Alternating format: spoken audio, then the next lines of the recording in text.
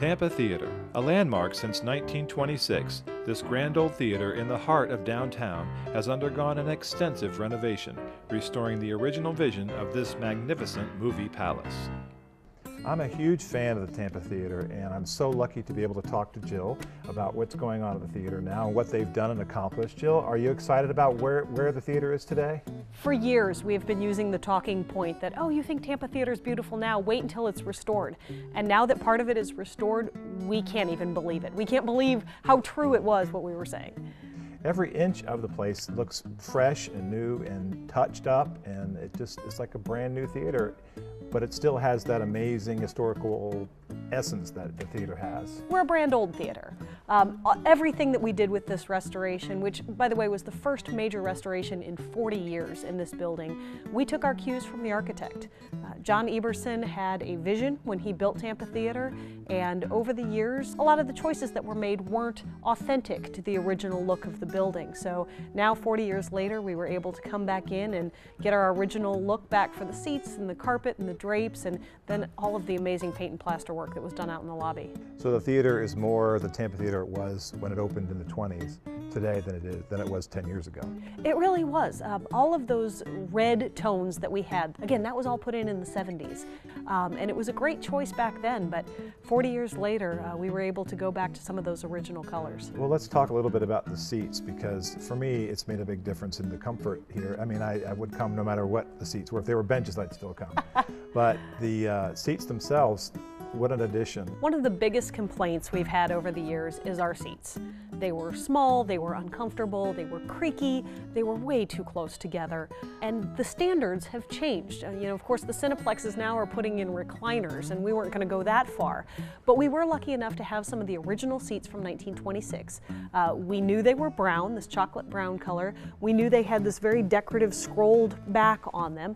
And those are things we wanted to bring back. So the look in here is back to what it was, but comfort-wise, we were able to go much more high-tech with the memory foam seats, with about 6 inches more legroom per row, and for the first time in history, cup holders. Memory foam seats, I had no idea. I knew there was something special about these seats, but I had no idea they were memory foam. Well, we were calling it Cush or Tush for a reason. that is, you've accomplished it. Thank you.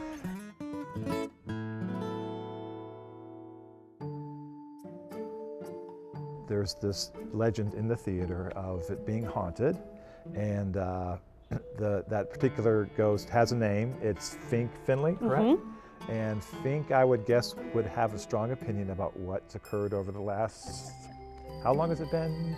3 months, 2 months? Yeah, since the beginning of October. Since the beginning of October that the renovation began? Mm-hmm. Has he let it be known how he feels? Yeah, I think Fink and the ghosts are hopefully pleased with what they're seeing. Now, there was a lot of concern about seat 308. If you've been on the ghost tour here at Tampa Theater, you've heard the story of seat 308 and the man in the fedora that sits in it. So everybody was very concerned whether or not there was going to be a new seat 308. There is. It's a couple of seats behind you, right actually. Over here? Mm-hmm. Mm. And the old seat 308, where all the stories started, is actually in my office now.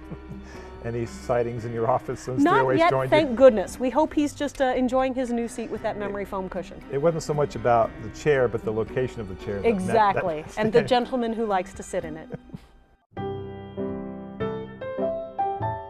As a patron of the Tampa Theater, there's something special about coming here, and what is that something special, and how do you manage that to create that special feeling that we get when we come to these movies? That experience that you're describing has been the plan from day one. And all these years later, you know, you've got plenty of Cineplexes. You can watch a movie on your phone at a stoplight if you want to. But there's something about coming to a movie palace. And the movie palace is a distinctly American art form that is starting to disappear, but there is a magic to it. And so coming someplace like Tampa Theater, even if you're just seeing a movie you've seen 1,000 times like Casablanca, that magic of coming to a movie palace and having that experience that John Eberson planned is still in effect 91 years later. This is the row of seats that Jill says are haunted. I usually sit in the balcony when I frequently see films here, but I have to admit the view from here is pretty amazing, and these new seats are terrific. I agree.